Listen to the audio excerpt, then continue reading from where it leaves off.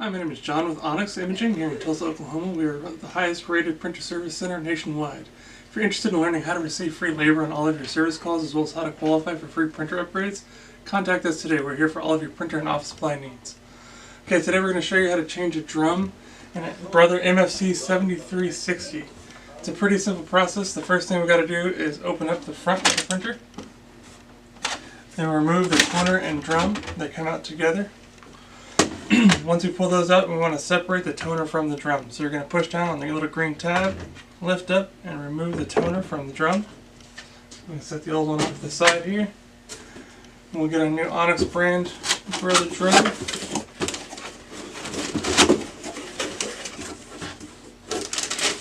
Inside of each drum from Onyx, you will receive written instructions on how to replace the drum.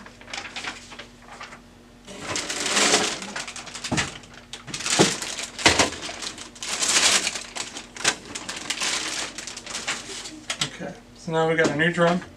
We're going to reinstall our toner into the new drum. And now we're going to install the toner and drum back into the printer.